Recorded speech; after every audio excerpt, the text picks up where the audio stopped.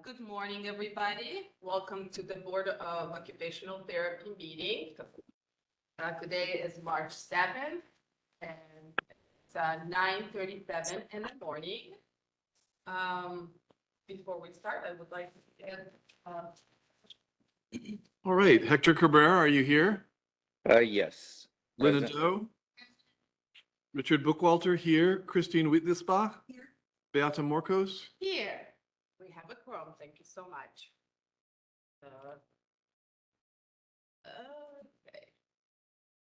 Okay, so President remarks.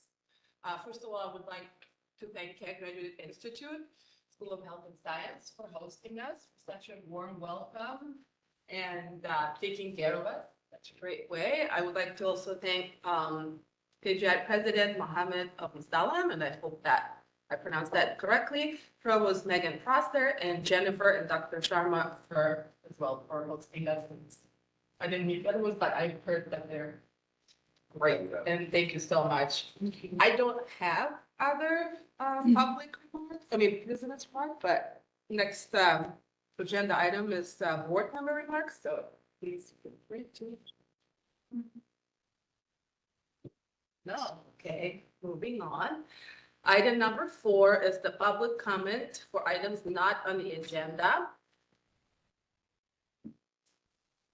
Would you like to present your letter, or would you, yes? This is a good time. This is the time. Thank you so much, Cynthia. Sure, thank you. Okay, this, oh, Stay to table. And for the people watching. got it. Thank They just can't hear you, Sandy, if you're not on the mic. Understood. Thank you. Okay, good morning, and thank you for this time.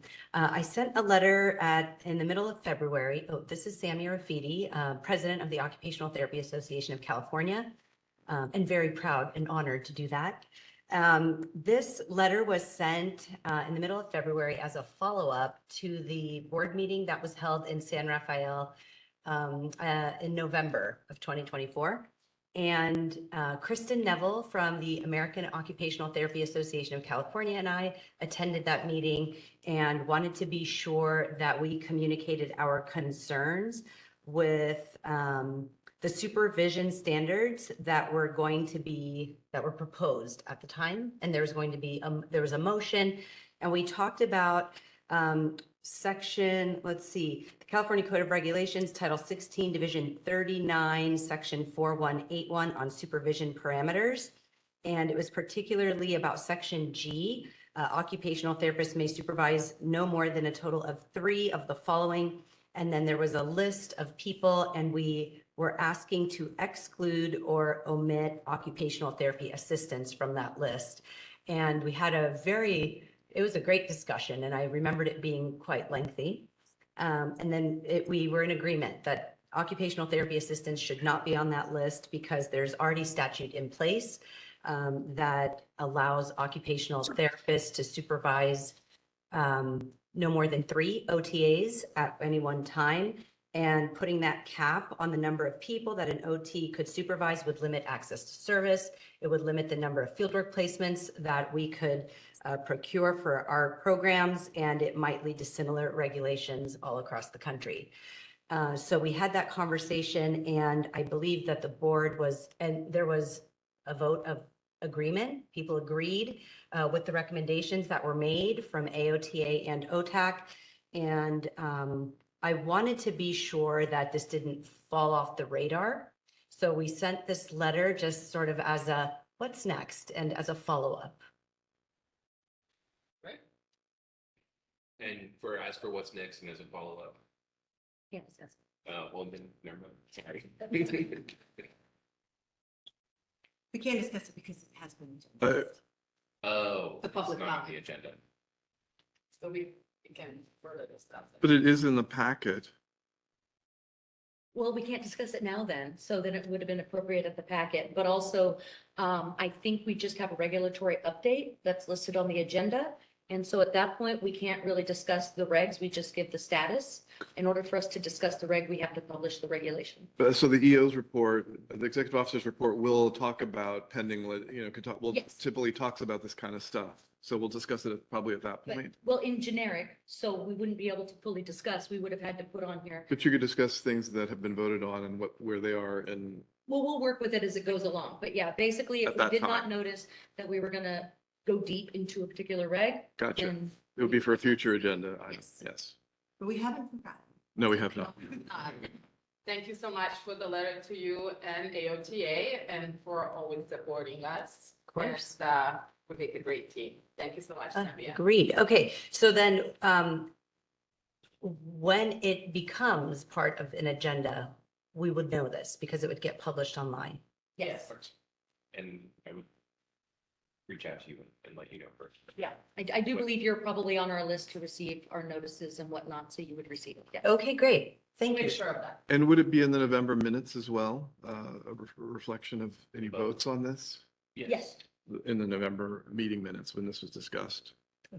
All right, But perfect. this letter is officially as part of our agenda. So it's gonna be posted. So it's on the record. Part of the materials. Okay, great. Thank you. Appreciate that. Sorry, just materials, sorry. Thanks. And just to clarify, this was agenda number 13 for public comment, not 3, as I stated earlier, or 4.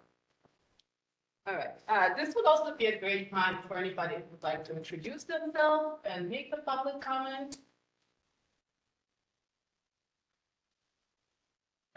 Madam Board President, this is the moderator. Are we Yes. ready for online comments for agenda Yes. item 4? Yes, please. Thank you, David. All right. For our online participants, now is the time to raise your hand. You can do so by tapping that hand button at the bottom of the screen. Dial-in users, dial *3 to raise your hand. For our mobile device users, you may need to hit the ellipses button. That's the ... in order to find your hand. And again, this is agenda item 4, items not on the agenda. Agenda item 13. My apologies.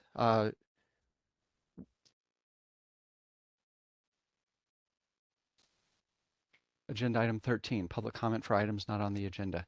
Our first request comes from Ada Boone Horrell. Hold on just a moment. We're going to send you a request to unmute your microphone.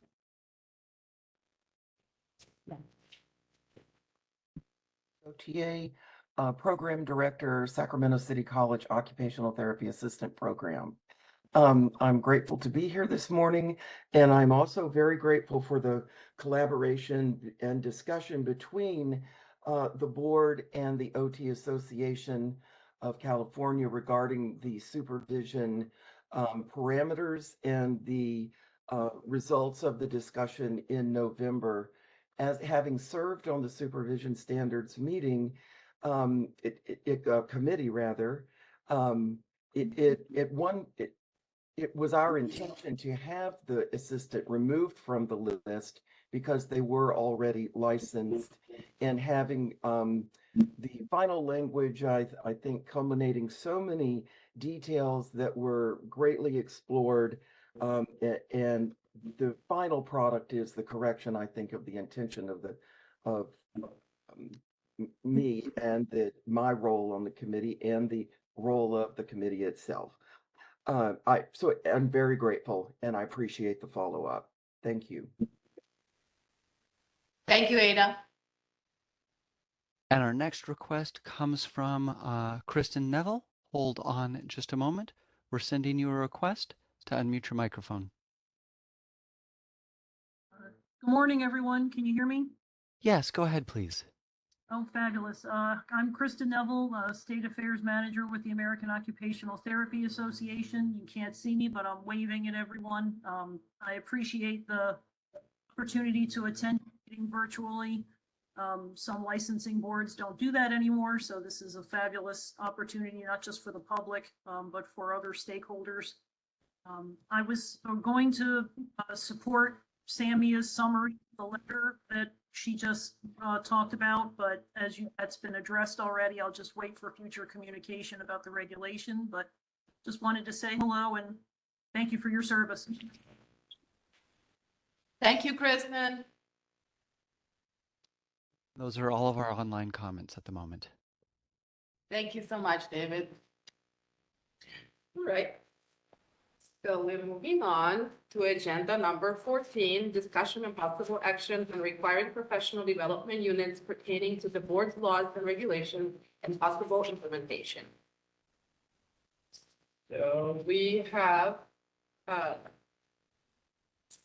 couple of examples from different states that are, or that have jurisprudence, questionnaire or exam. So we can look at that and see where we stand and how we would like to proceed.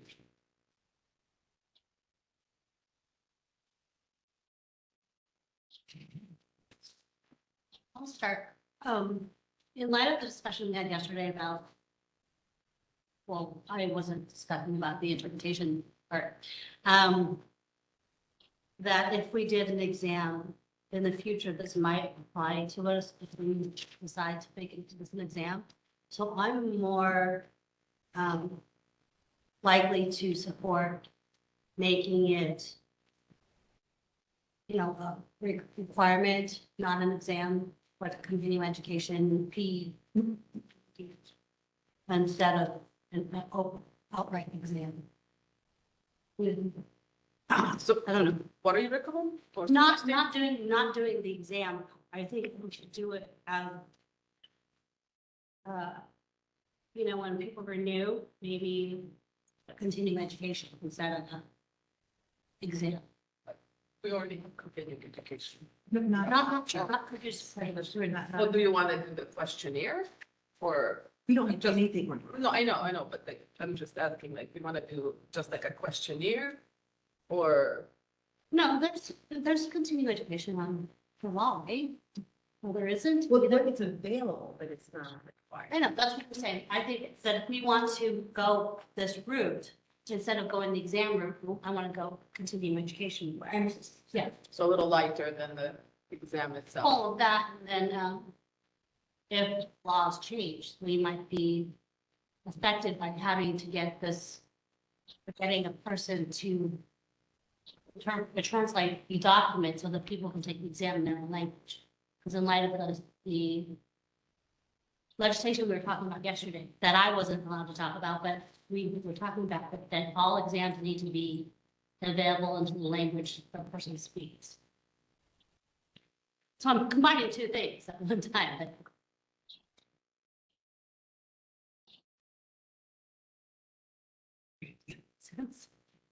It does make sense. Yeah. Okay, okay. So a couple things. I'm the one that has pushed for a long time for a jurisprudence exam, simply because when I wasn't on the board, I worked on enforcement, or, you know, I didn't work in enforcement. I contracted with the state on enforcement cases when I was off the board. And what I saw was that there are a lot of people who simply don't understand our law. A lot of practitioners who don't understand our law. Let me just stop. Who don't understand our law. So I think it's really important that people take responsibility for learning the law and keeping up to date with the law, because it is constantly changing. So I've said for a long time that I think we need to have a jurisprudence exam. But I never really even considered, like, well, maybe there's something in between that, like maybe, and I think it was Austin. I think you were the one that actually, Someone in strategic planning, I think. yeah, I think it was you. I think it was you. Who actually said, like, what about, you know, a continuing education requirement or something like that, which that might be a good middle ground. So that might be a good place to start, because I think, and I could be wrong about this, but I believe if you do have a jurisprudence exam, there's quite a significant cost associated with that. You have to contract with, I forget the name of the state organization, you probably know off the top of your head, I can't remember their name, but No, I've been trying to think about it myself. It's the Office of Professional Opus. The Something Office like of that, yeah. Professional exam. Yeah, so that would subject us to I think it's every 5 years, we have to go through an audit through them to make sure that the exam is still up to date, that it is compliant with the standards of an exam and all the exam processes, which is why some of the boards are actually omitting their exam and making them continuing education. it's quite costly. So it might, in light of our budgetary issues right now, and to us trying to keep costs down, it might be, I think this might be a good first step. We can kind of see how that goes. I mean, I think there's a lot of good reasons to support not going straight to a jurisprudence exam. So yes, I think this is a great, it might be a great first step. So yeah, I would be in support of continuing education. Anything else? I too would like to speak in favor of the continuing education approach, or maybe an attestation. I mean, we have the continuing education, but having an attestation, I think would be interesting, because I think one of the states had that, or I don't remember, and I can't find it now, but anyway. So you just like, oh yes, I say, I promise I read the laws. Yeah, I mean, I work for Kaiser, and they say, have you read the policy? Sign off on that you've read it, so that you can't say that I haven't read it because I've signed off on it. I mean, I realize, but I feel like having a class is better. I do feel it's more effective than having people just sign an attestation, but they at least have to take responsibility for being aware of laws if they sign an attestation about it. Yeah. Anyway. And legally, you did say there are classes available that people can currently take, correct? I think Or it's not required? I don't know of any in particular, but I'm assuming they're out there. They were, One option with the attestation is either staff can create like a summary, but then also attach the law. And then that way that would be like their one continuing education or whatever that they sign at the end. They've read the law. And then we have the summary with kind of the bullet points, because even as a lawyer, law is hard to read. But still that they are now responsible for it unless or until we know that we have CE currently available, because otherwise we may have to develop it if we don't have some kind of alternative that is easy for, click this link, read it. right, it would need to be developed, I think, because if you ask me to find a continued ed course on California law, I would be hard pressed to find one. I don't know. Did you look? 'Cause we talked about this. I did not find any particularly. I think I had heard that there were not any readily available. So if we did do something like this, it might be an instance of, if the board were to vote on language and a regulatory package were to go through for something like this, reaching out to continuing education providers and change. Yeah, They might take it upon themselves to develop. I'm sure they would. Yes, I was gonna say, and many times when you create a requirement, the opportunities arise. Right, yeah. I mean, the OTAC presentations that we've been doing for a number of years have been touched on at least a portion of this. Maybe it's not a comprehensive look at the entire law, but they go over the common violations, typically we've said these are violations, address changes and continuing education requirements and advanced, they go over at least certain points in the law. So that could be a venue through our approved continuing education providers. Yeah, I guess that's what I was thinking of when I was responding to you earlier, but you're right. I mean, I think the point is well taken. There would need to be a course developed that kind of goes over the highlights of kind of everything. That would need to be developed. Is that okay? We can pause for a Yeah. second, go to public comment, please. Yeah,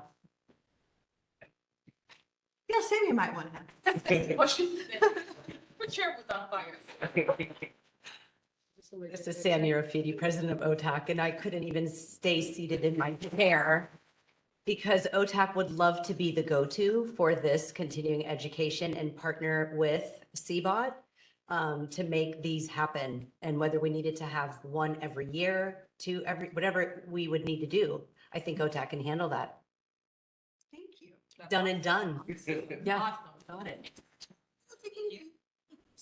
No, it would not be difficult to do. We've got experts from all across the state on our, Find a nerd.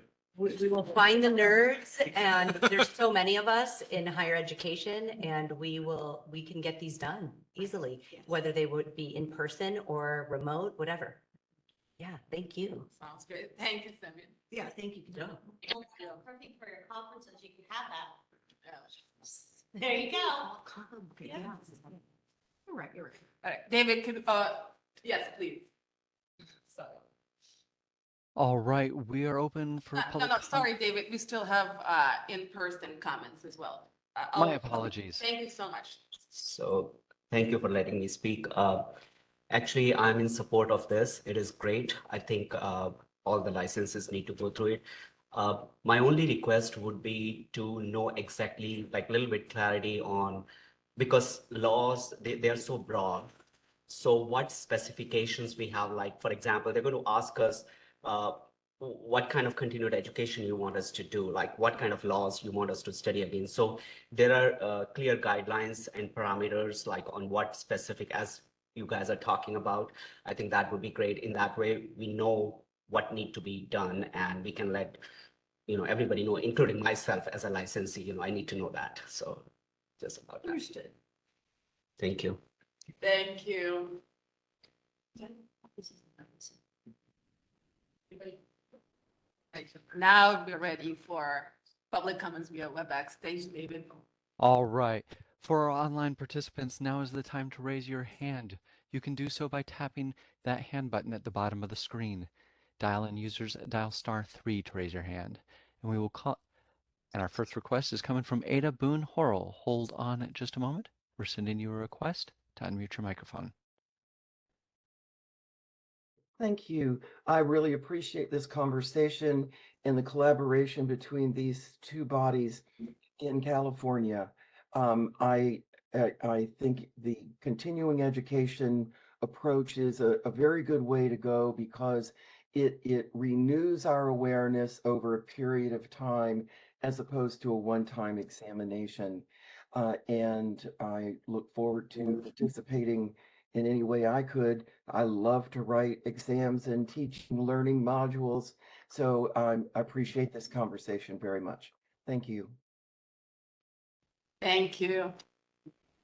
And that was our only online request. Thank you, David. Right, so Zalance. Yeah, I just have a question about, so it sounds like we're going toward the computer, which is great. I just want to make a comment about the attestation because I had a question about what our attorney had said. So I didn't quite understand your comment about there might be a period of time where we could do attestation. Well, theoretically, if we, for example, I have at least one board that I can think of off the top of my head where they have no knowledge of, they've never seen a CE available that would cover the laws. And so theoretically, in the interim of while the regulation's being adopted, someone could come forth and create the class. At that point, it can be there. But if the class is not available, or if they did not wish to go through a whole class, but they want you to know, they want to know exactly what you know.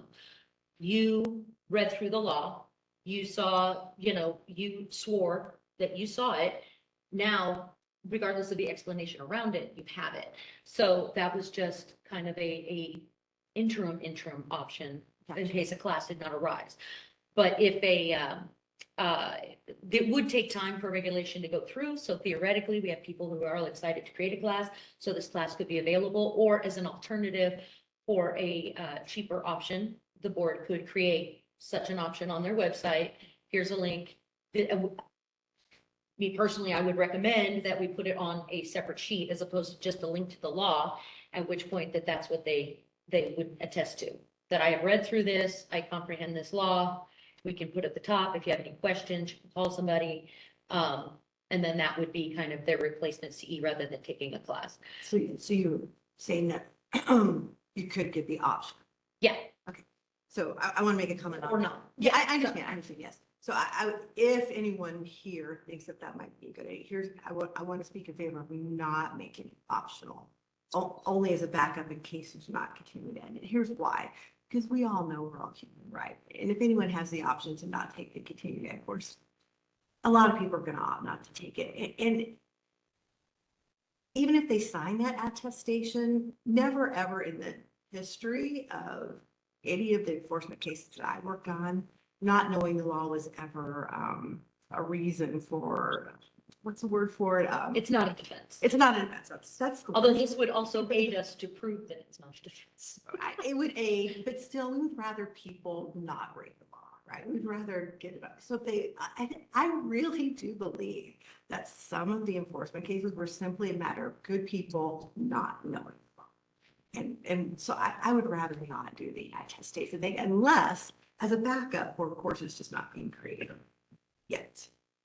So 7 years. I was gonna back on that, so, but I think that in the interim, if we decide as a board that we want to continue education, maybe we do an attestation before the course is created, and only when people are renewing their licenses in the next couple of years.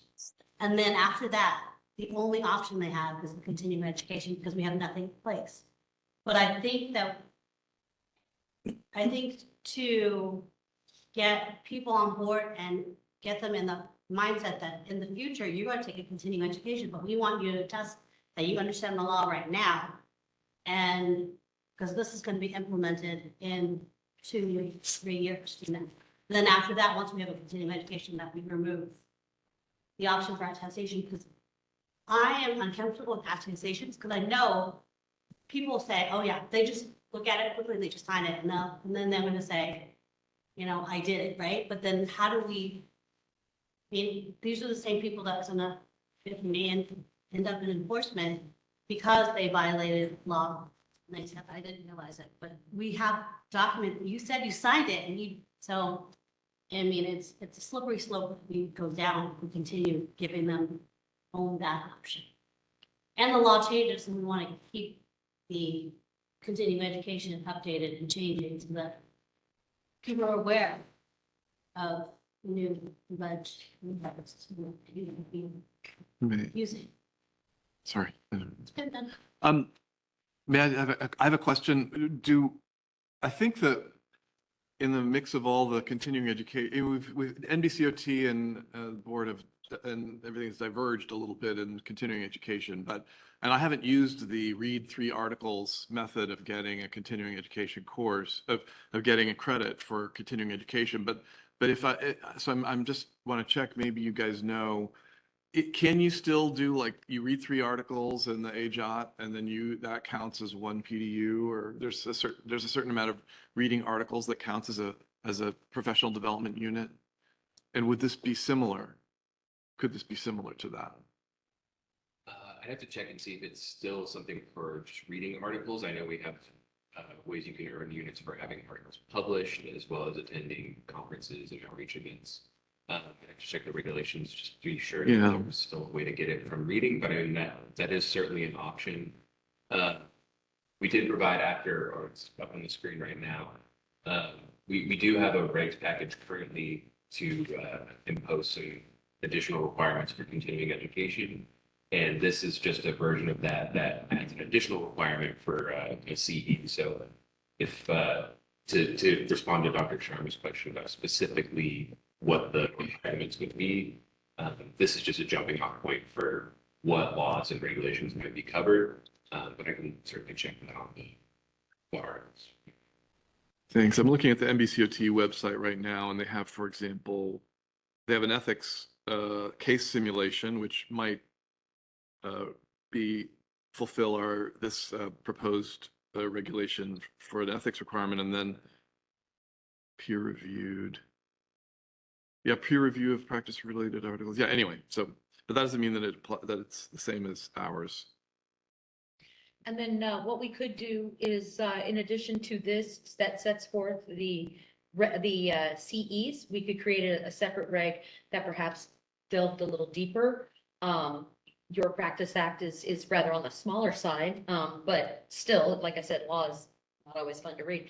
So we could set forth that they understand enforcement, what do you call it? What is the unprofessional conduct and other laws that may affect it, you know, et cetera, et cetera. We can develop that into a separate regulation package that then the board could work with as necessary to make sure that we develop CEs that meet exactly what we need, but continue with this one that just creates the generic, we need credit in you looking at the Practice Act and regulations. Would it be premature to propose an amendment to this language that in section 1, a minimum of 2 units must be related to ethics and healthcare, to propose a modification that says a minimum of 2 units must be related to ethics in healthcare or jurisprudence or California laws and regulations governing OT practice? I will say, and we do have a regulations attorney online. It is my understanding that this is a visual for the board at this point, and then we could build it out and based upon this discussion and what we would prefer. But we wanted the board to see what a concept would look like for ACE. So we wouldn't necessarily vote on the language today, but we would say go forth. And since we already have this reg package in concept, because we have to include the other provisions, that we could just include this into that reg package, if that is what the board wished. But yeah, it's my understanding, although I will defer to the EO and the reg attorney, that this is a visual only at this time. It does say and possible implementation Yeah. in agenda item 14, which Yeah. would seem to me to indicate that we could implement, that we could take action, but no? I will defer to the EO and the reg attorney. Hi, this is Elizabeth Dietzen Olson. I'm the Regulations Counsel. No, as what I was presented with when I reviewed the agenda was that this was just a discussion topic. It cannot go forward as a vote because that would not be acceptable by OAL, the Office of Administrative Law, to approve this at this point. You can discuss it and you guys, that's great. That was the whole point of this. But it cannot be voted on. I Okay. do believe by implementation to implement the process that staff begin to make this a reality. Plus, we'd need more because we'd have to look at the continuing education regs, Right. other parts. Yeah. My intent with providing this was to get a direction from the board on whether or not you were leaning more towards an exam or continuing education and whichever option you were leaning toward looked like for you guys, and then to develop some language for you to vote on that.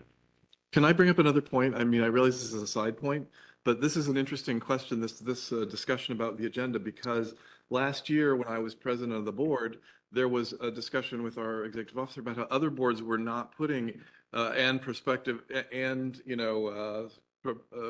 action in their agenda. They were doing much simpler agendas, and yet they were voting on things and acting on things. And so now it seems like we're being, that's not the case. That maybe is there like a shift in cracking down on the agendas to make sure that they're written a certain way this year that gotten looser last year and the year before? All agendas go through legal review to make sure that they're compliant with Bagley Keene and they provide enough notice for the public to be aware of what is happening. And in fact, we had a very simple agenda where it was discuss ethics or just, the topic was very generic, but it needed to be generic because it was to get public feedback on what ethics would we like to do. And it wasn't directly just discuss ethics, but it was very, very simple. So sometimes to create a broader concept. So, but for this particular board, especially because this can be a topic that would bring forth a lot of discussion that would stem from this discussion. This concept was simply, are we talking an exam or a CE? What path would you like us to follow? And then we will make that. I hear what you're saying. Yeah. I just like 3 or 4 years, I've been president a few times Yeah. over the past 8 years, and we went to these you had to be very careful about the agenda items and how they were written in order to take action on them for years, until about 2 years ago when suddenly all the boards were like, appears to have gotten much looser and been have written much more general agenda items. And so we kind of moved in that direction, and now it seems like we're going back And that may to be that. Yeah. just a development. trend. Because it was getting. A trend. Or Yeah. whatever the deal. So is. that's because I don't remember having a regulatory person present for one of these meetings before either. So that's interesting. Most of my boards have a regulatory person at every meeting, because we don't always have a virtual option. Or when we are in Sacramento, we may not have a reg issue, then there's no need for the reg attorney to appear. So, but we did have an option today, so she was able to attend. Great. Okay. It's kind of nice because it kind of like makes sure that we're not making any mistakes and it's a better chance of going through. Yeah. Unencumbered.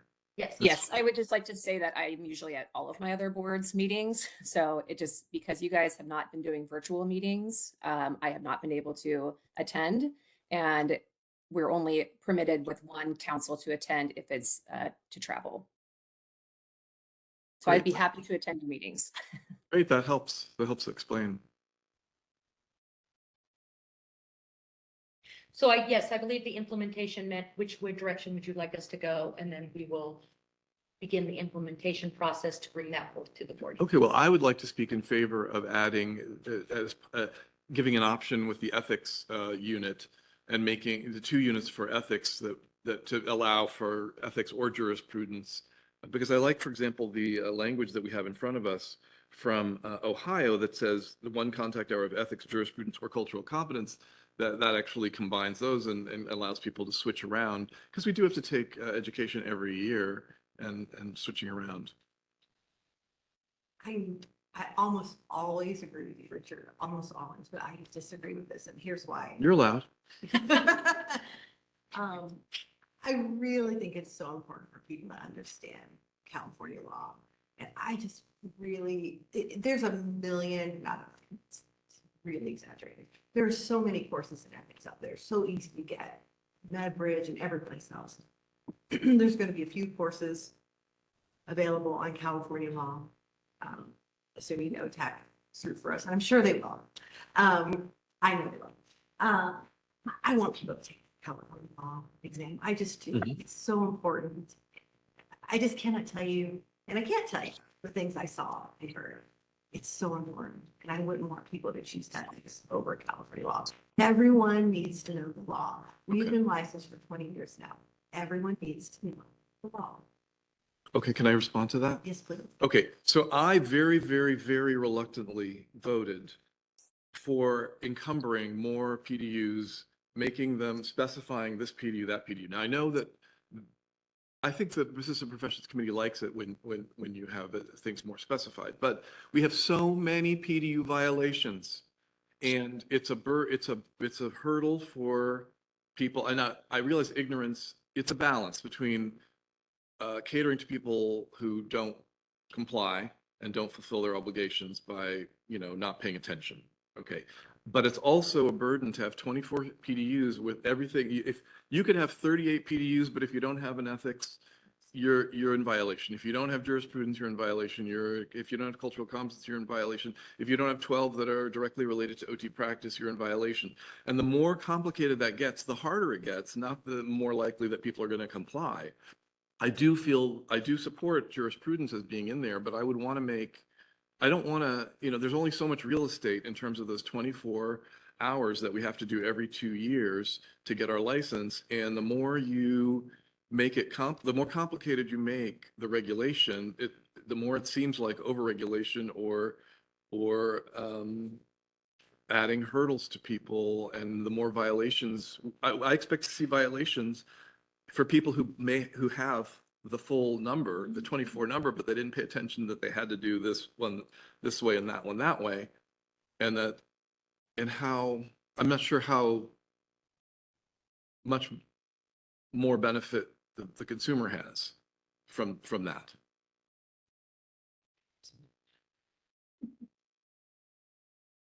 $100% agree with you.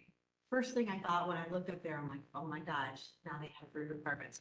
100% agree with you. So I had this conversation on another board that I was on, added, things, 100%.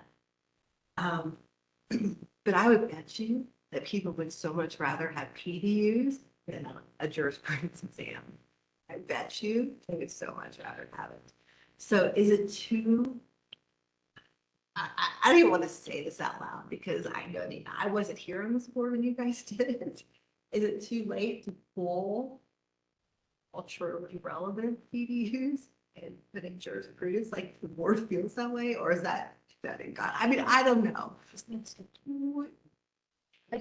The socio-economic factor or whatever, social factors, I understood that to be a statute requirement.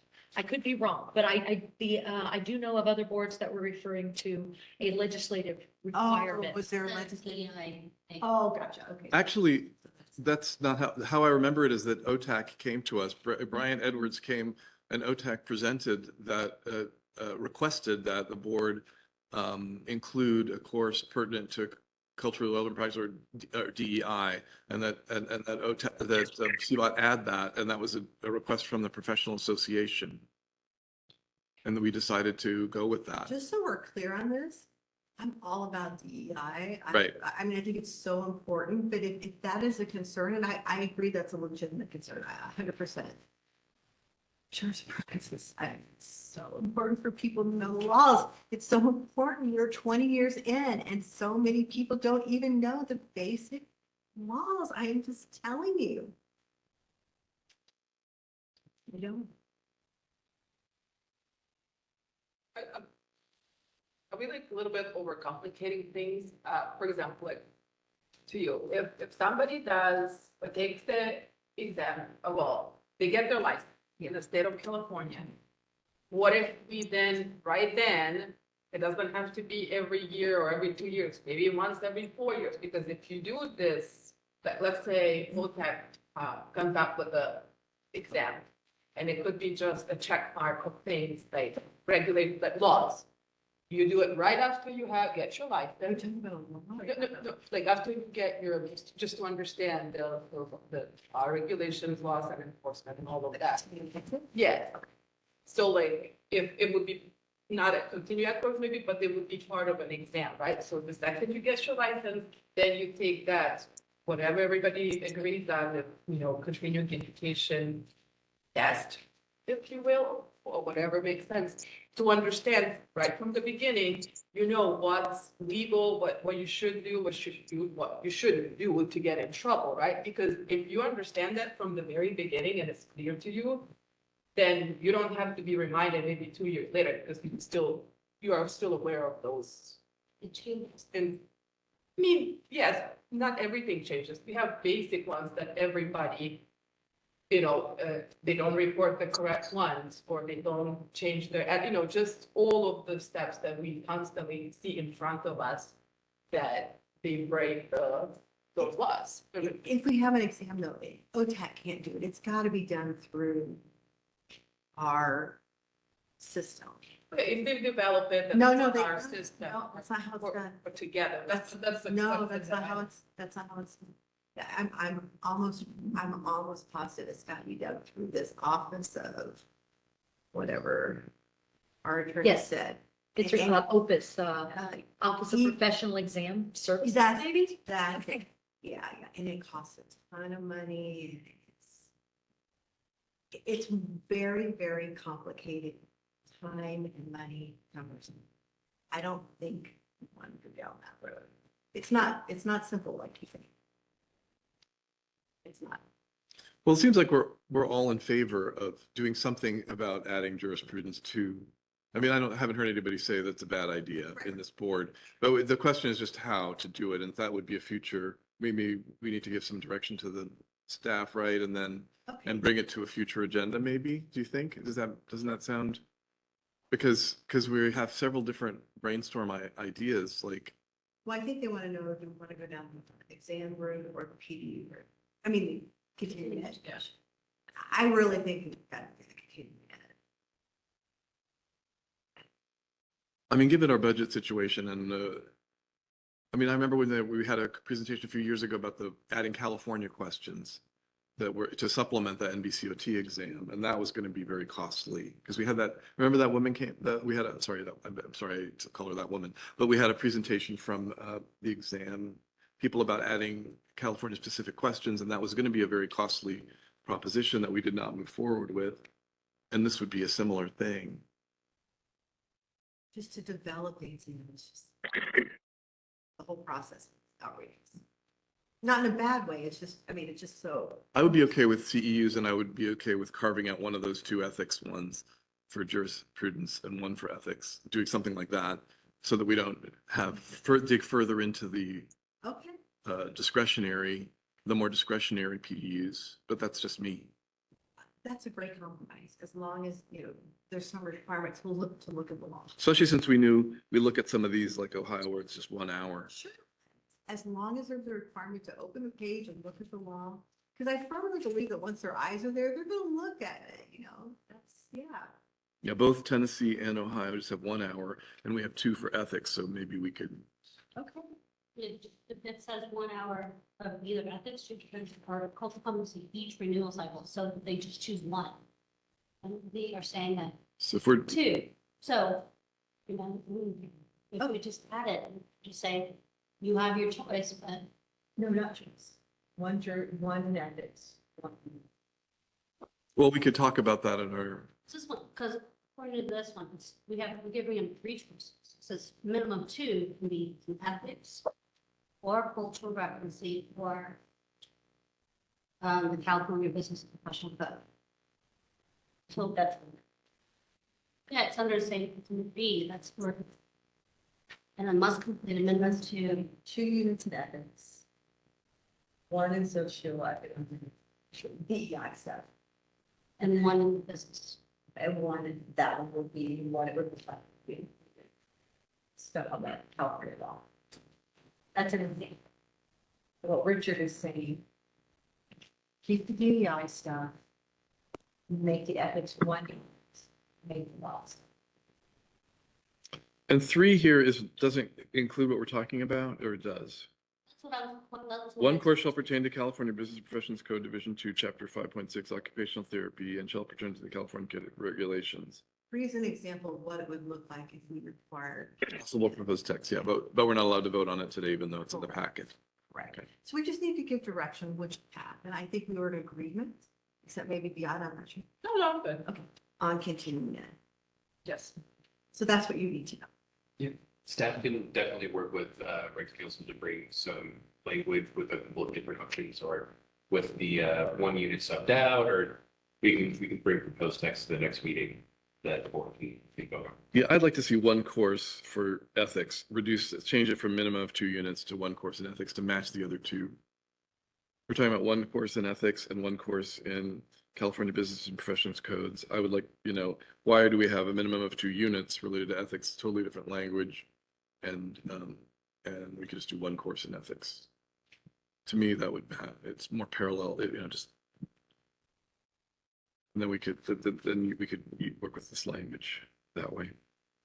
And then also flying to that just to see what we got, how the conversation, the cultural competency came about, because we don't want to be in violation of anything that's something in the state of California to require. So we can't eliminate it if it's. Well, it was very unusual to have the professional association say we want more burdensome continuing education requirements. So we said, well, if you want more burdensome educational requirements, then we voted in favor of it. But yeah, so I think that's one of the ways to look at. But let's make sure that it wasn't also a statutory requirement. Let's make sure that. Yes, we will look into that. Okay, yeah. And now that it seems clear that the preferred direction by the board would be going into continuing education as opposed to a jurisprudence exam, we can bring some more solid language for you guys as well. Do we need a vote or anything, or is that? No, not that I'm aware of. The staff has their marching orders. Always go to public. Oh, yeah. Always a great opportunity to go to public. Would anybody have public comments?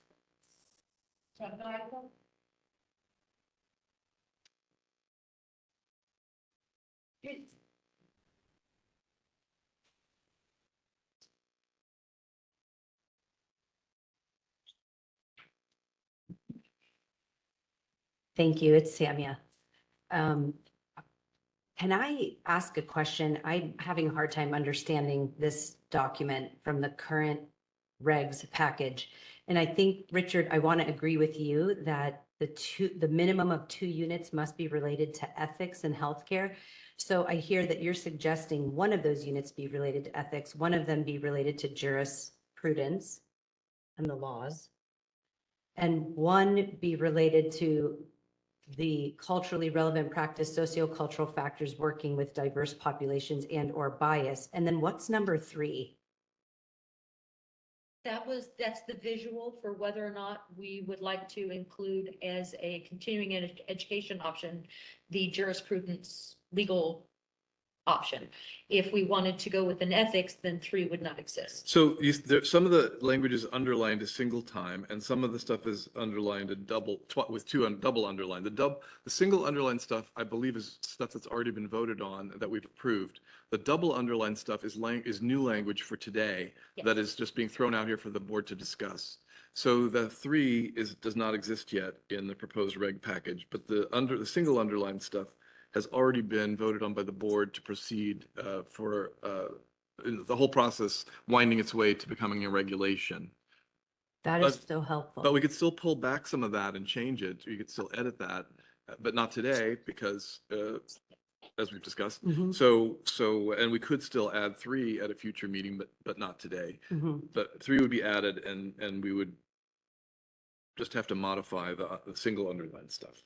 Got it. Correct. So yeah, so there is a current red package, oh my goodness, package in place. So if the board did want to go with the CE, we could include that so that it was expeditious and solid.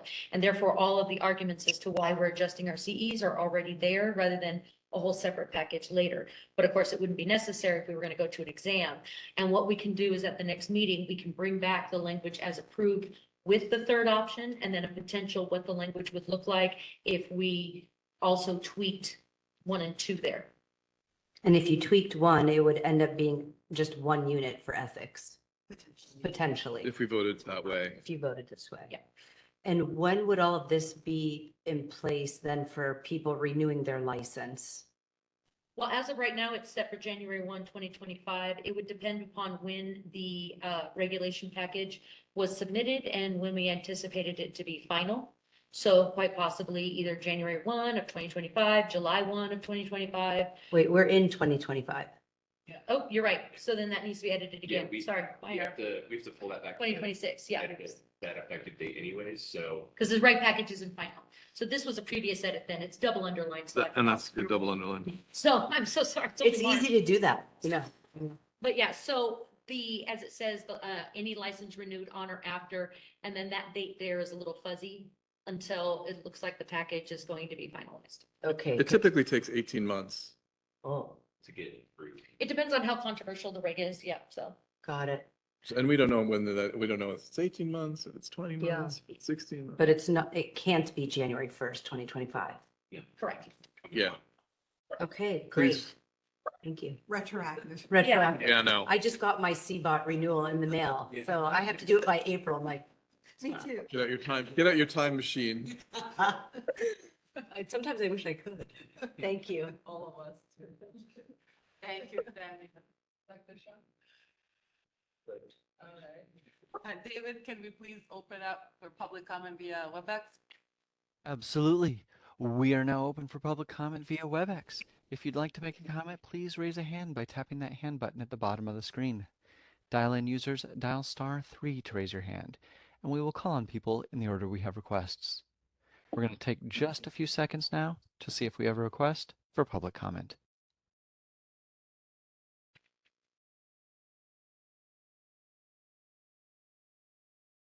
Seeing no request, you wish to continue with the agenda? Yes, please. I do want to just acknowledge Hector. Do you have any comments regarding this? Well, pedaling back on the courses, does this apply to all board members? All licensees. Okay. Got it. All right, thank you. Right, so we need to take a little break. Yes, okay, let's do it. Let's return at 10:45.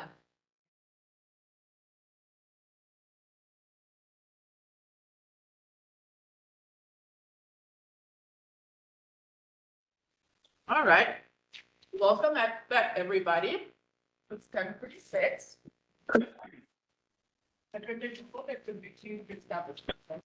Yes. Hector Cabrera, are you here?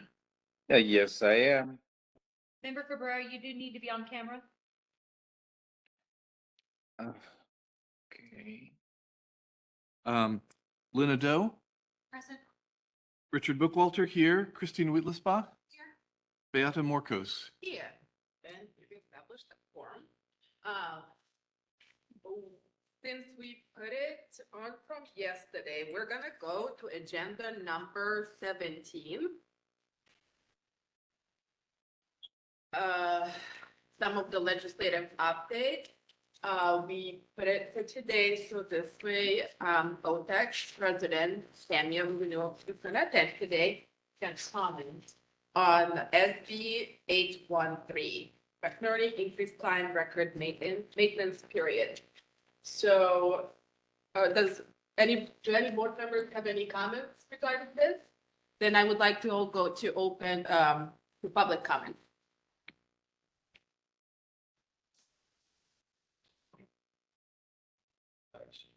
Actually, maybe we should introduce what the law is about, just. Okay, Richard, would you please? Yeah, sorry, Yes.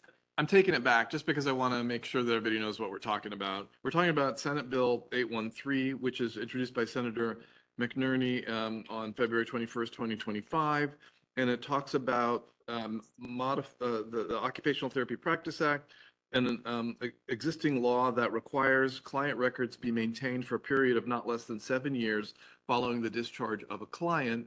And this bill would increase the time frame to 10 years following discharge of the client, and also in the case of a minor, pass a year past the age of 18. So it could be longer than 10 years if the client was obviously 6 or 7 years old or younger. We weren't quite aware of where this bill came from in terms of what the intent, where the impetus for the bill was, and thought we might carry it over today to talk to the professional association a little bit more. Okay, now we go to public comment.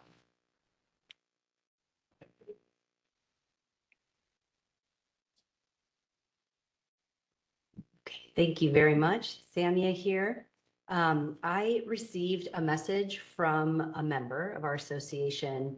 Let me see what day that was.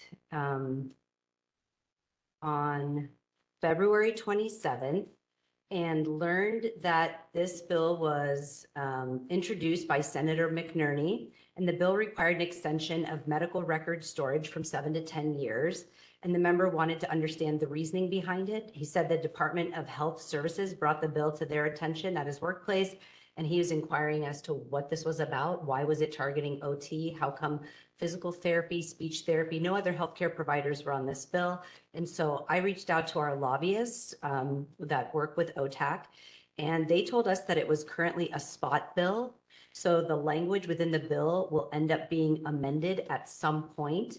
And our lobbyist did reach out to the senator's office to get more information on their intent behind the bill. And she said that she would circle back when she had more information, but that they were assuming that the bill would be amended into something completely different. So that was on February 27th. And then she got a response on March 3rd from Senator McNerney's office regarding SB 813. And the plan was to amend the spot bill so that it will no longer relate to occupational therapists. So that was the update that I received on March 3rd. I wrote back and I said, do you know what it will relate to then? Because why, again, was it about occupational therapy? And the response was the staff did not indicate what the bill would be amended into, but it's likely that it will be something completely unrelated to healthcare providers.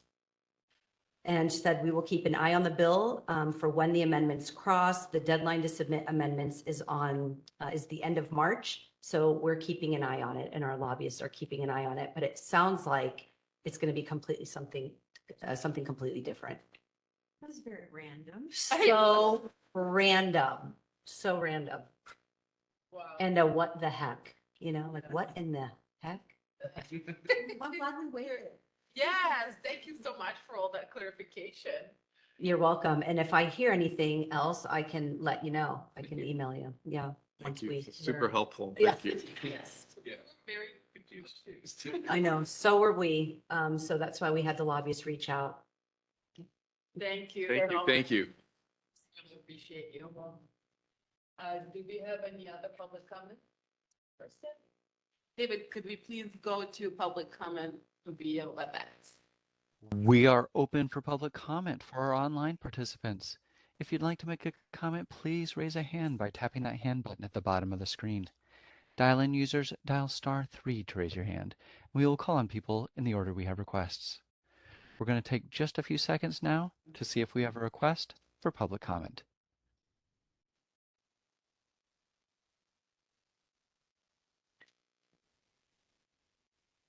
Seeing no request for public comment, do you wish to continue with the agenda? Yes, please. So do we want to watch this one? Do we want to ask our staff also to call the sponsor's office just to make sure that we're updated on, Yeah, I think we should watch it because we want to know if it doesn't change, right? right? Yeah.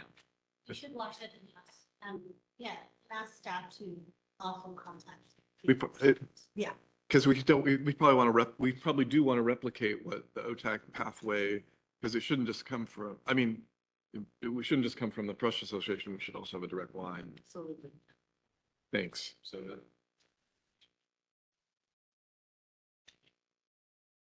All right. So we're moving on to agenda number 15, regulatory I'm sorry, we're waiting for those? Sure. Do you think, it might be better to oppose unless amended?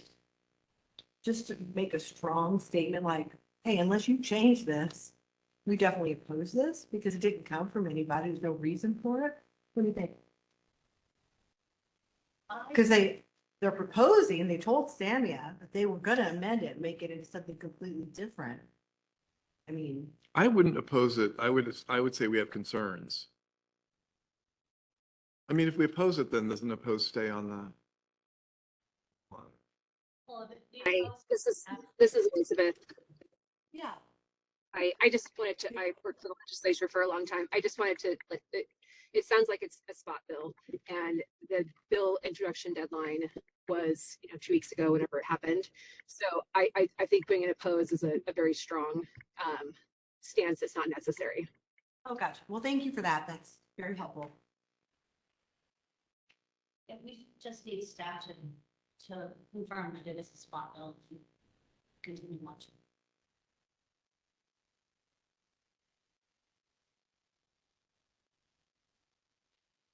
All right. Would like to open it to public comment? All right, David, could we please open it via WebEx? All right, we are open for public comment for our online participants. If you'd like to make a comment, please raise a hand by tapping that hand button at the bottom of the screen. Dial-in users dial *3 to raise your hand, and we will call on people in the order we have requests. We're going to take just a few seconds now to see if we have a request for public comment.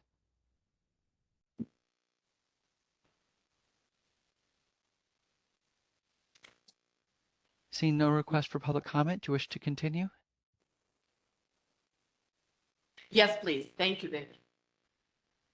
Okay, we're moving on to agenda number 15, a regulatory update, which Austin is going to provide for us. thank you, President Marcos. What we have in the materials is a summary of regulatory packages that the board has voted on language for, and the status of them as they go through the process of becoming regulation. The most important one that we want to draw attention to would be the first one here. This has recently been submitted to the director, approved by agency, filed with OAL, and is now in a comment period. It's been published on our website for comment. So that's the movement that we've seen on this. I understand that barring any objection from any of those comments, it should be a pretty straightforward process from here to go back to the director. Or I believe it goes back to the director after the comment period to approve. So we approve it, and I believe, actually, I'm not even going to believe we have reg counsel. Reg counsel, would you like to answer the question? Hi, yes, once again, Elizabeth Dietzen-Olson, Great Council. Yes, so what's the 45-day comment period is up April 1st. And assuming there's no comments and no changes to the text, it does have to go back to the director just for a final approval, but shouldn't take long. And then it will be filed with OAL as a final. Thank you. And just OAL also has 30 days to review it, and either they can make changes to it or they can just approve it outright. And then it'll go into effect at the next quarterly cycle. So depending on how that looks, it could be July 1st potentially. Can I make a quick comment. I just wanted to point out because we had a discussion earlier about how long a regulation would take to become enacted, a previous regulation we talked about. And you can look at the dates that it was submitted for approval here. We're looking at, these are from September 2023. So we're just now, you've just heard that there's more steps. So this gives you an idea. If I can just add on to that, yeah, especially when you do the pre-reg process, it can take a long time. But then that means once it's filed with OAL, it gets through very quickly. But once it's filed with OAL, we have 1 year to complete the reg package. So if you get a lot of comments and whatnot, while the package is what I call active, but with OAL and fully out, then sometimes the package can fail or have to be withdrawn, and then the process will have to be restarted. So it is helpful to do some pre-work ahead of time, make sure it's exactly what we want, and we kind of vet some of the comments. And then we have 1 year once it's filed with OAL. Yes, that's true. It can be a very long process, but I 100% agree with Helen that that's sort of the value in putting in the work ahead of time and making sure that it's, good to go, because you're less likely to get comments from the public and having to make changes from there, because we do get that clock from that 1 year period.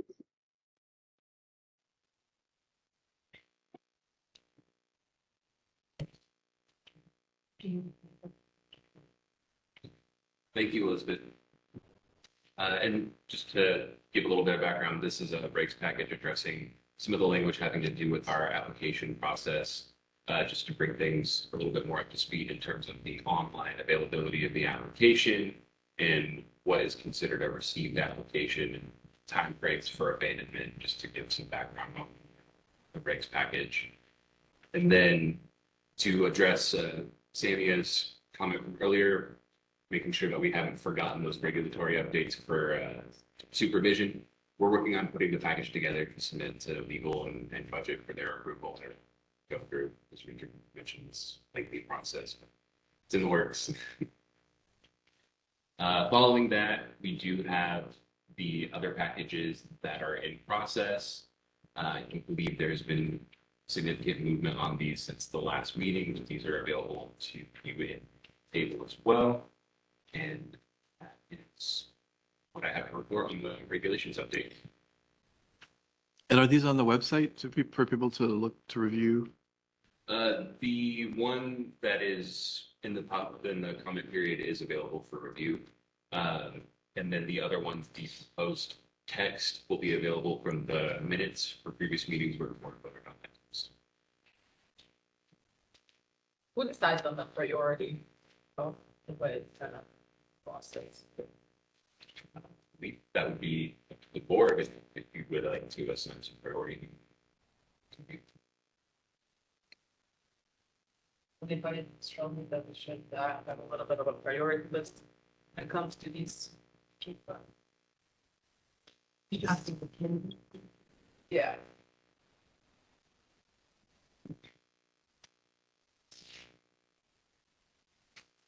Already, the practice committee's already trying to work on fiscal realities. Kind of got interrupted because we're trying to get some information here. Heather was working on that, so she's no longer with us. So I guess we're back to square one and trying to get her here. I forget her name, but it will come to me, and I will let Austin know what it is. And Jody will help me too. So that's kind of in the works. I don't know if that we've reached out to her, if Heather even got around to doing it. I'm sorry? Brennan. Yeah, do you know if anyone's ever reached out to her, like about it? Okay, so we'll find out about that. Like, that's kind of in the works. We're kind of like in the middle of that one, so it's kind of steer way. Well, the one below it, that's for OT, that was already voted on, so I was supposed to have an update on that. Should be voted first. That's the 41, the supervision parameters. No, this is. So that's on the week. Oh, okay. We're just looking down on the paper.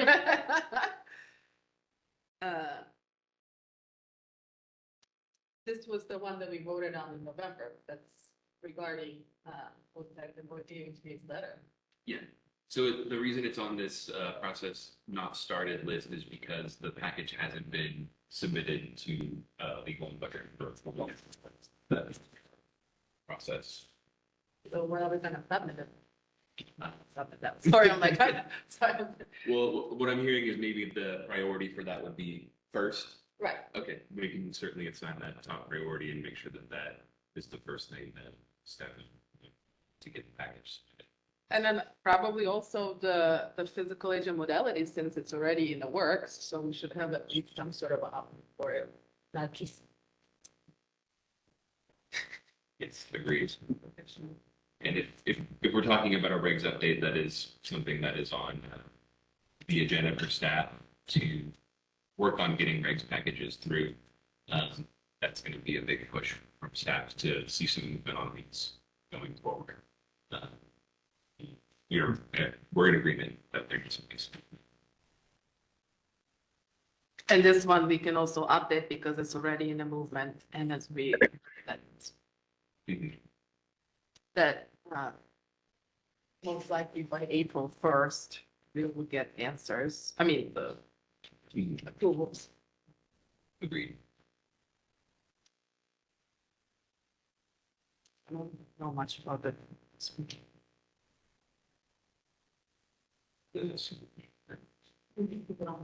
I'm not saying anything. But you are. But, well, I'm looking at the definition, supervision parameters. I'm not sure where we stand on that one. That I would like to get clarification on because that seems similar to the text for OTs to request Right. supervise more than 3 OTAs. I was under the impression that those were. the same Actually, it is. Yes, it Yeah. is. 4180, 4181, So- in November. Yes. So that's why this is here, and that would be our first priority. Okay, perfect. Supervision parameters. I think that is the same thing with this Yes. text for OTs to request supervise more than 3 OTs. All right. too.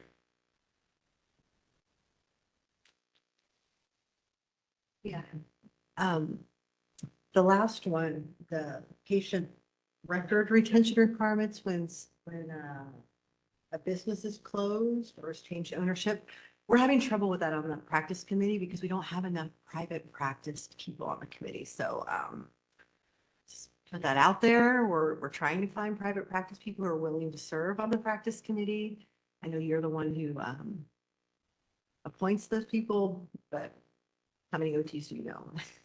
So I will help you, but we're having a really hard time. So if, if anyone is out there listening, and Sammy, if you can help us. I think she has somebody up her sleeves. Oh, awesome. Should I have them email you? Yes, please. Yeah. Yes, that would be awesome. I have a question. Does the person have to serve on the committee or can you just receive like public comment or an appearance? Well, we could do that too. Yes, we could do that too. Yes. Which Yeah. would be preferable.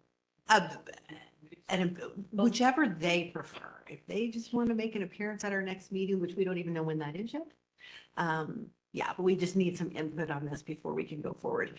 And to be honest, we've just been told that this is not our top priority, so it won't be anytime soon. We need more than one person. Thank you. Okay, perfect. Thank you. Let me know. Or if you just want to give me their names and I'll reach out to them, that's fine too. Okay. Great. If everybody else is okay for the rest of them.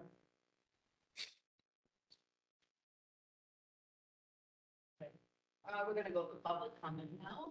If anybody has a person.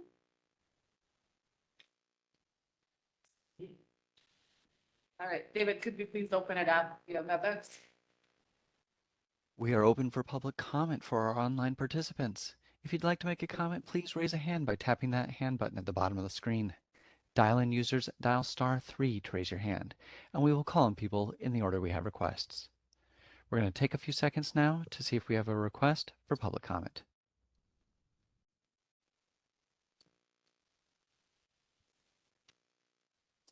Seeing no request for public comment, do you wish to continue? Yes, please, thank you. And now we're going to agenda item 16, Executive Officer report for the very first time. Thank you. The floor is yours. Thank you. So for you in the materials is the executive officer's report, which starts with a memorandum, just giving a summary of the materials to follow. Starting with the budget update, our fiscal month 7 figures show year-to-date revenue earned at 2.2 million and expenditures plus encumbrances at 2.0. So right now expenditures are below revenue, which is good to see, but this has been a point that's been iterated at many a meeting. That is mostly due to salary savings. I know we did recently come up to full staffing, but that was partway through the fiscal year. So when we discuss the fund condition, that'll become an important thing to keep in mind because we want to make sure that our fund stays solvent. Regarding the fund condition, we did get the most recent figures from fiscal month 7, which can be found after the revenue and expenditure report in the packet.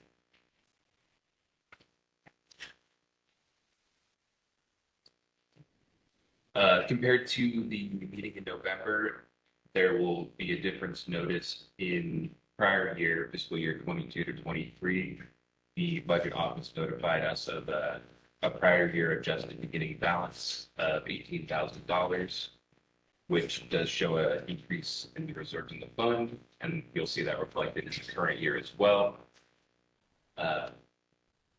However, due to the budgetary constraint, which we'll talk to about after the fund condition, the budget office has not approved the $35,000 fee study contract. So you'll see that reduced from the expenditures as well, which kind of works out to be a wash, and you can show, or you can see that the solvency on the fund condition lasted fiscal year 27.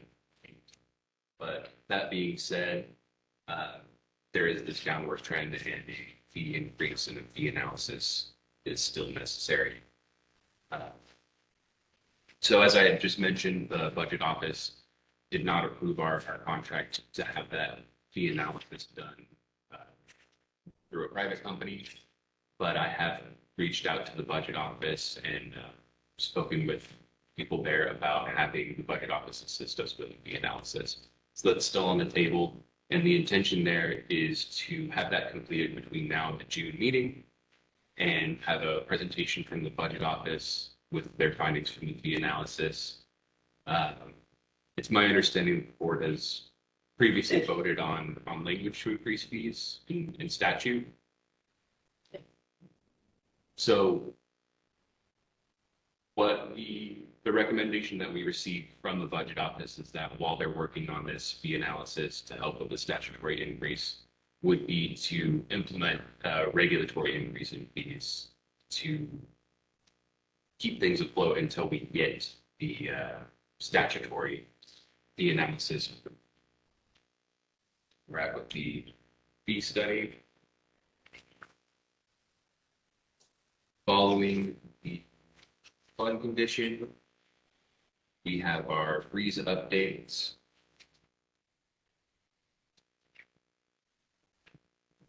There's just a couple of updates here. Currently, the printer that the board used to manufacture pocket licenses for licensees is inoperable. We have a contract in process to get a new one with the service agreement. But until that takes effect, we had the option to purchase that on the Breeze website disabled so that we're not getting requests and purchases from licensees that we can't fulfill. But once that is resolved, we'll turn it to the website. There is also the postponement of license renewal fees for 1 year for all DCA licenses that expire between January 1st and June 30th of 2025 for people whose residential or business addresses within zip codes impacted by the virus. Southern California.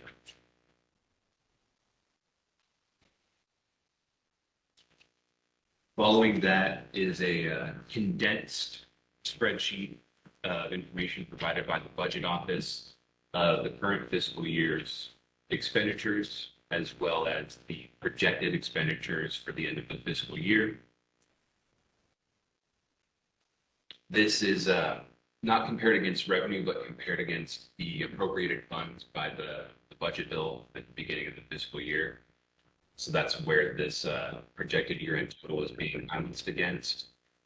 And if you look at the end, you'll see a net balance of negative $25,609.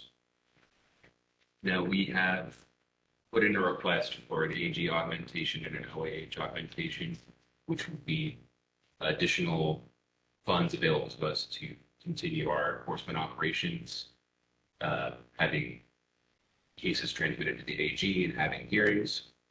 And with that, as well as some other reductions that you can see below, a reduction in spending on training, equipment, and the fee study, that puts us back in the positive at around 156,000. The concern with the budget going forward is that although it's not represented on this document, the budget office has let us know that they anticipate a $127,000 reduction in appropriations as a result of control sections 4.05 and 4.12, which were a part of the budget bill that was passed. That would account for, well, to give a little bit of background, there was a vacancy sweep where the Department of Finance had accounted for some expected savings due to clearing vacancies from all state departments. And after that drill was performed, the savings were not up to the level that they had anticipated. And so those control sections give them the ability to make up for that and further reduce appropriations. So the $127,000 reduction is not included in the report because that is not a sure number. It's just anticipated.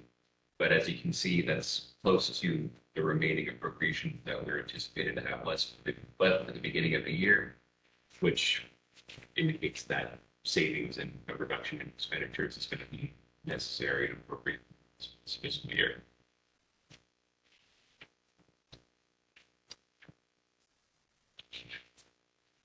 Following that, we have some licensing information on application data. This goes over the last quarter. You can see it broken down by month, October, November, December, showing the workload for licensing transactions. And then following that, we have information on enforcement cases, total complaints received, pending investigations, AG cases pending. That information is available as well. Following that, we have a breakdown of those citations by OTs and OTAs. So this table shows what exactly those total number of citations were issued for, dates they were issued, and so on and so forth, fine associated. I have a question about the citations. It seemed the violations columns are blank. And I'm just for the first couple charts. Yes. So we don't know what the citations were for. Yes, that should be in the citation log, and that should have been included on here. So we can definitely make that information available. Next time's fine, but it's just it's like, oh, I can't. That's all blank. They're for the OTAs. We have the OTA ones. Yeah, there's a trailing. We do have 4 citations for OT where we can see the cost and variant. But Yeah. The other ones would be good to know as well. Following that, we have a list of cases pending at the Office of the Attorney General. And then following that, we have final decisions from October 1st to December 31st, 2024. And then a list of licensees currently on probation. And then we have some possible future agenda items, which we can add more to that list as discussion dictates right now.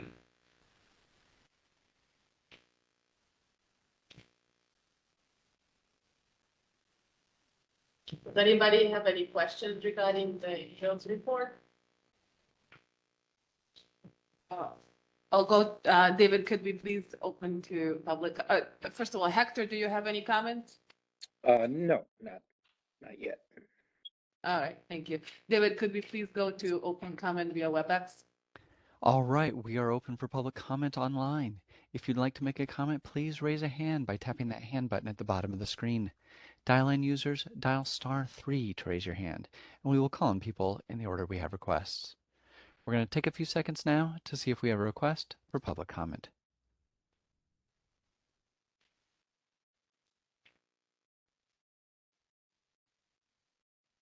Seeing no requests, do you wish to continue with the agenda? Yes, please, thank you. Right. So, Yes. do we want to bring back the continuing education on the dreams push students in June, when we want to give staff more time? I mean, I think the earlier the better, but I mean, this is I think we could have something ready for June. June. Yes. We have that for June.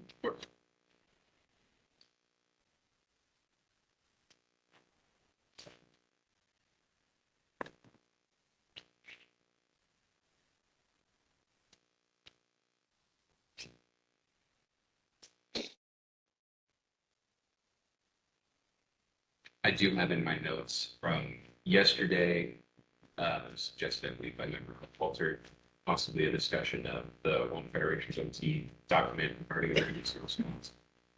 Something I mean, it's an 80-page document that is, it's kind of a, I mean, I think just a report on the disaster preparedness committee meeting, where I think is probably, I mean, if you want to copy an 80-page document and distribute it to everybody, but I thought we might have done that already. So I think we had discussions about it. So yeah, just a report on the disaster preparedness would be fine. And response. Stance that review process that would actually be at this point, some sort of a committee. Yes, since the committee was appointed, we can, if there are committee meetings of that committee between now and then, we can bring a report. I think not, that'll go in September. They don't. No. Yeah. Yes. We have no chips. We have to meet.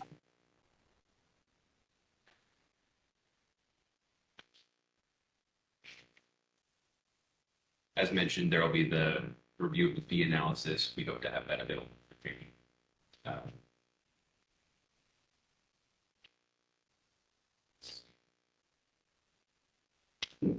We also had intended to bring to this meeting the American Occupational Therapy Association's Occupational Therapy Practice Framework document, but we are working with Kristen Neville, who's still online, and just determining to what degree we can make that document be available. So that's something we hope to have before the board in June as well. There's the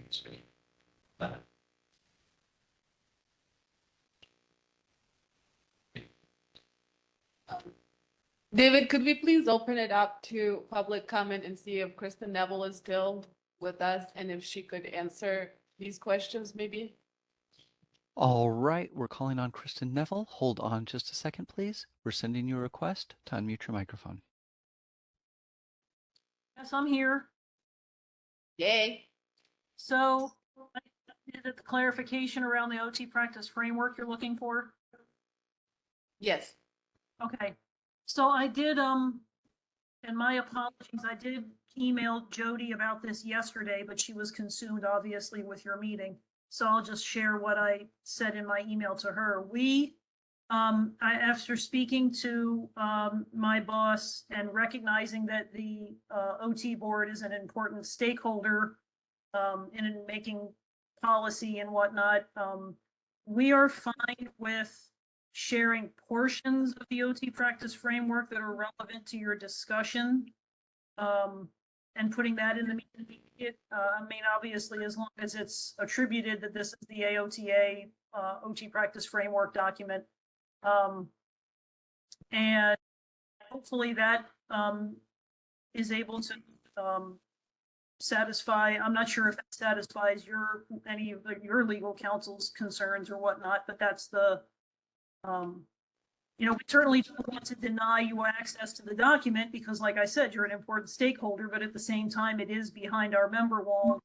And, it's a members only document, but that's the compromise that, we put forward, that any portion of the framework that is relevant to your discussions and deliberations, you can put in your packet, just not the entire document as it is.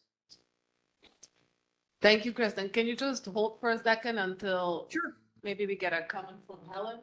Yeah. Would that work for us? That is that not the entire 78 pages of that document would be as part of on our website and part of our material? So we kind of talked about that. Basically, if it's going to be used by this board, it has to be made public and it has to be publicly available. If it's something that the board would like to use like a summary of, then that summary can be used, but then that's the reference document. So, But what if it's just a portion of what we need to reference to and not the entire document? I'd have to look at it, but if the board is only utilizing a portion, that might be an option. Is there a limit on what you can share or pages that we can have it publicly on our website, Kristen? We didn't get into that level of discussion, to be honest, but Okay, I'll check on that and get back to you. all right. All right, thank you, Kristen. We'll just regroup, I guess, between Helen and Austin and you. Okay. And then we'll go from there. Thank you so much for clarifying that.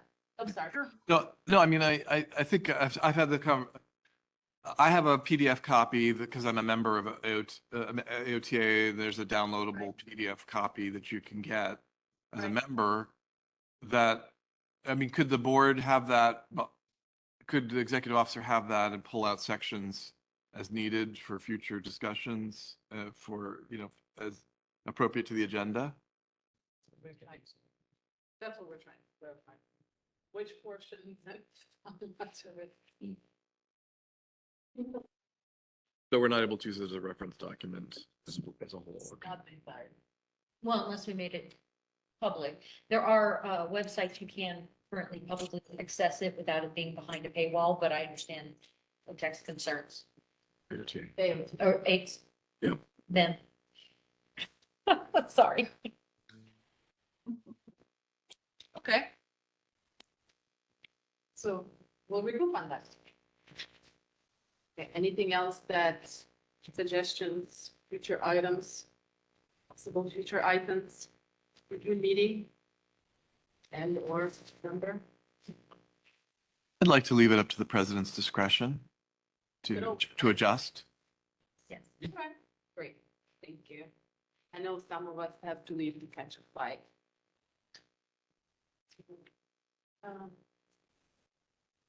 I'll go one more time to public comment, just in case. Does anybody have any public comment? You. Sure.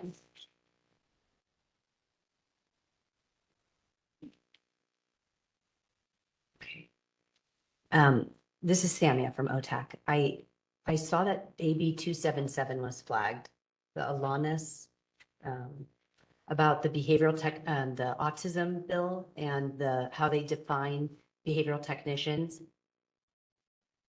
What was the stance on, what did CBOT think about that? Watching. We decided to watch it since it had to do primarily with non-licensed people being background checked. And that OT practitioners might be working with.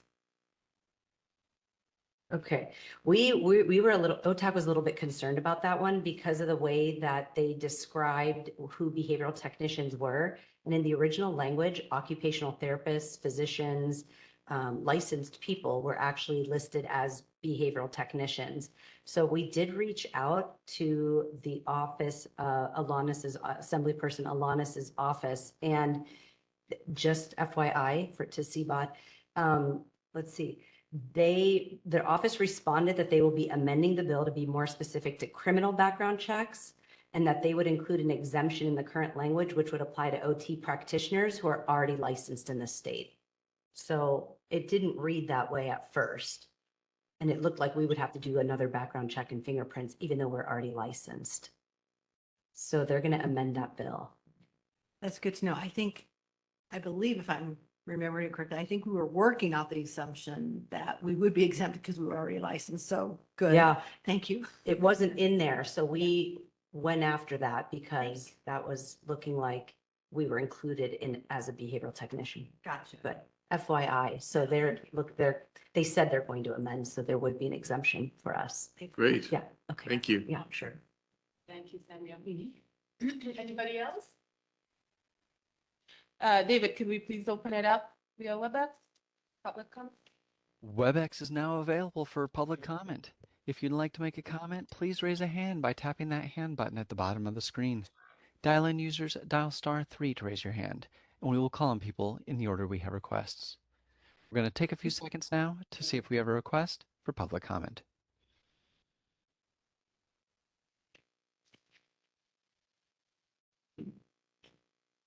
Seeing no request for public comment, do you wish to continue? Yes, thank you, David.